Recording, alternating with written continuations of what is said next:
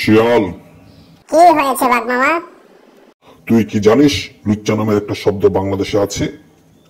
বাঘ মামা, তুমি কি ভুলে গেছো লুচ্চামি হলো মানুষের অনেক বড় একটা গুণ। কি বলিস শিয়াল, তাই নাকি?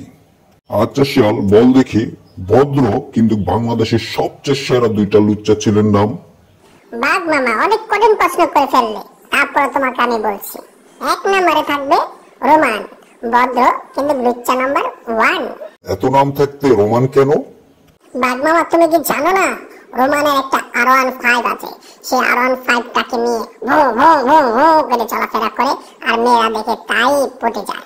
এই জন্য রোমানে নাম্বার 1। আচ্ছা ঠিক আছে, বুঝলাম। এবার দ্বিতীয় লুচ্চা ছেলের নামটা বল। দ্বিতীয় লুচ্চা ছেলের নামটা হলো স্মার্ট মাহবুব। মাহবুব? মাহবুব কেন? মাহবুবের তো বাইক নেই শিয়াল। আরে বাঘ মামা, তুমি বোকা নাকি? আমি তো বলেছি স্মার্ট মাহবুব। স্মার্ট মাহবুব মানে দেখতে সুন্দর নায়কের মতো। দেখতে সুন্দর নায়কের মতো দেখেই তো ওর কাছে পড়ে যায় মেয়েরা। তার স্মার্ট লুক দিয়ে মেয়েদের পটিয়ে ফেলে, তারপর নামি দামি রেস্টুরেন্টে খেতে যায়। শুধু তাই নয়, নামি দামি রেস্টুরেন্টের বিল মেয়েদেরকে দিতে হয়।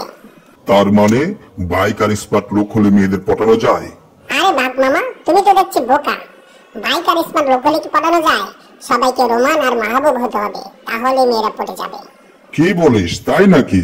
বন্ধুরা, তোমরা যদি স্মার্ট সেরা সবচেয়ে সেরা লুচ্চা বন্ধুদের তালিকায় থাকতে চাও তাহলে রোমান আর মাহবুব হয়ে যাও।